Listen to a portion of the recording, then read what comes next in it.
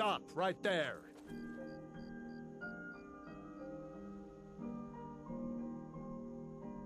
You have quite the bounty on your head in Falkreath. You pay me, and I see that your name is cleared. I will make sure this gets back to the Jarl. Minus my cut, of course. Consider your name cleared. For now.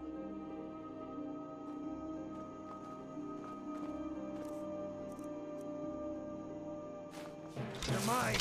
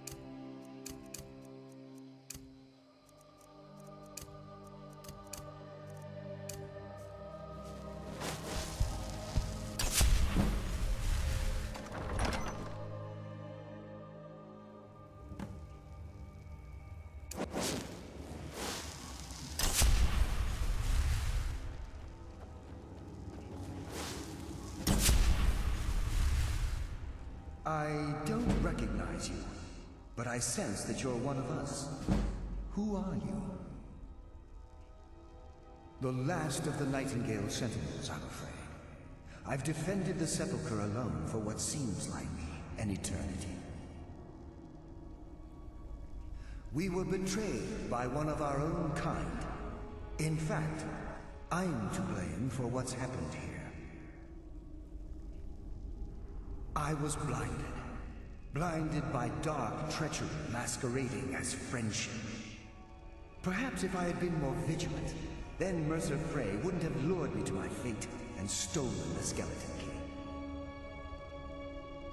I haven't heard that name in a long time. How do you know of me?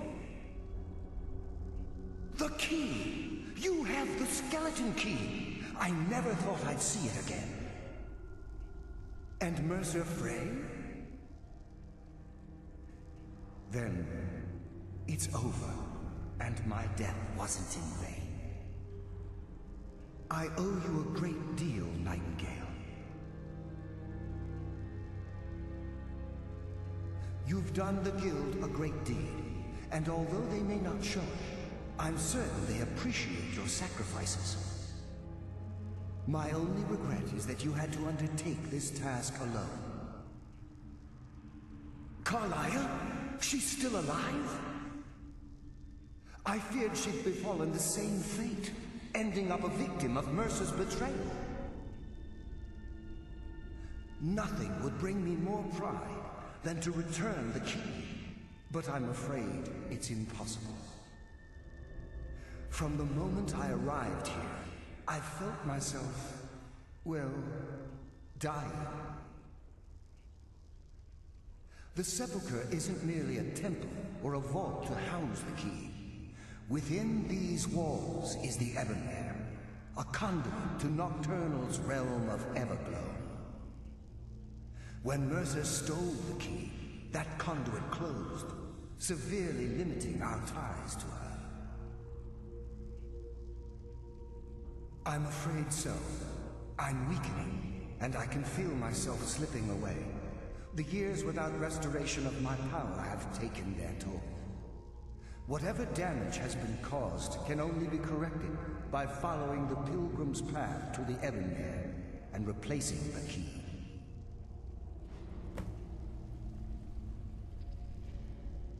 Good luck, Nightingale.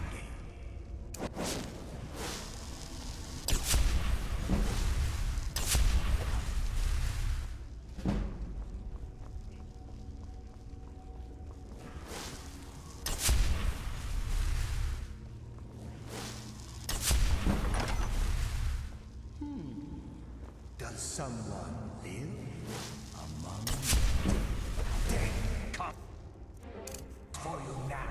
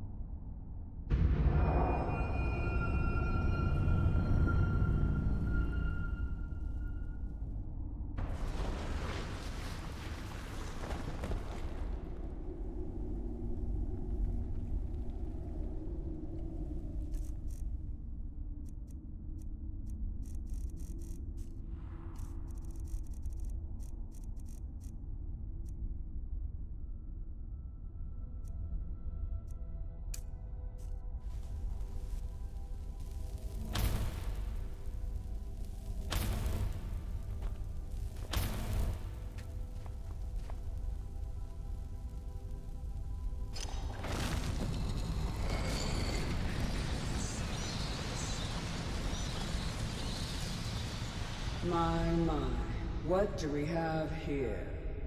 It's been a number of years since I've set foot on your world. Or perhaps it's been moments. One tends to lose track. So, once again, the key has been stolen, and a champion returns it to the Sepulcher. Now that the Ebonmere has been restored, you stand before me awaiting your accolades. A pat on your head, a kiss on your cheek. What you fail to realize is your actions were expected and represent nothing more than the fulfillment of your agreement. Don't mistake my tone for displeasure.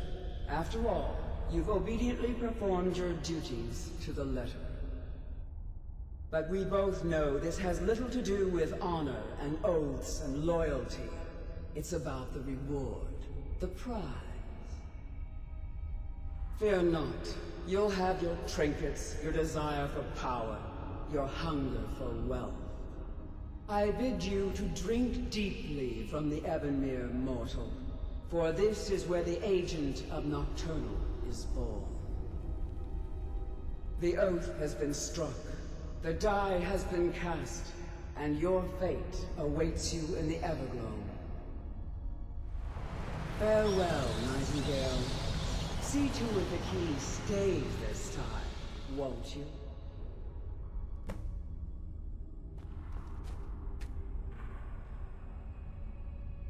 I'm glad you were able to bring the key back safely. Nocturnal seemed quite pleased with your efforts. I wouldn't take that to heart. It's her way. Think of her as a scolding mother continually pushing you harder to be successful, outwardly sounding angry, but silently content. I assure you, had she been displeased with you, we wouldn't be having this conversation. The circles at the base of the Ebonmere imbue you with powers befitting a Nightingale agent. The crescent moon represents the agent of shadow, the half moon for the agent of subterfuge, and the full moon for the agent of strife. This is Nocturnal's way of maintaining balance. If you ever feel the need to change your abilities, you can return to the Sepulcher and step onto a different circle. Be warned that once you've chosen, you can't reselect for at least a day. Now, your life as a Nightingale begins. Should the need arise, you'll be summoned to the Sepulcher in order to defend it. The Guild has welcomed me back with open arms. I feel like a void in my life has finally been filled. I only hope that this isn't an ending to things, but actually the beginning. Why, perhaps the greatest crime spree Skyrim's ever known. There are pockets brimming with coin, and coffers overflowing with riches ripe for the picking. We may be Nightingales, but in our hearts we're still thieves, and we're damn good at what we do. The Agent of Stealth is the master of remaining unseen. They are able to manipulate the darkness and use it to their advantage. On moonlit nights or in darkened rooms, this agent literally becomes invisible. The Agent of Subterfuge utilizes shadow to cloud the judgment of those around him. By weaving the darkness to their will, this agent can manipulate others into fighting for the Nightingale for a limited time. This Agent of Strife can send forth a tendril of pure darkness into the heart of another, causing great injury to them. At the same time, this tether will bolster the agent's own life force, making him stronger. Choose your path.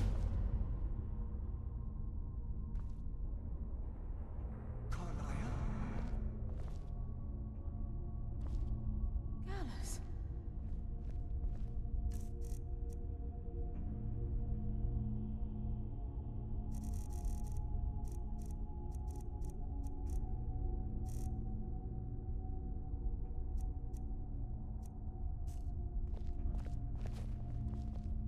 I feared I would never see you again.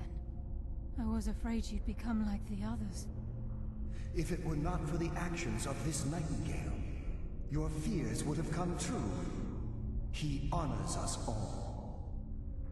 What will you do now, my love? Nocturnal calls me to the Everglow. My contract has been fulfilled. Will I ever see you again? When your debt to Nocturnal has been paid, we'll embrace once again. Farewell, Gallus. Eyes open. Walk with the shadows. Goodbye, Carlyle.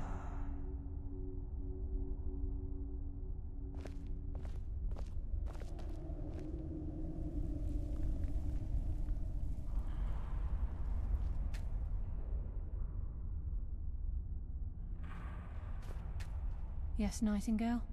What is it? I've decided to make my home at Nightingale Hall. Since it's your home as well, I hope to see you and Brynjolf there. Of course, I may visit some of Skyrim's cities to acquire things from time to time.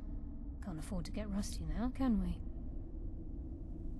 If this place is in danger ever again, the shadows will call. Should the need arise, a portal connects the Sepulcher and Nightingale Hall.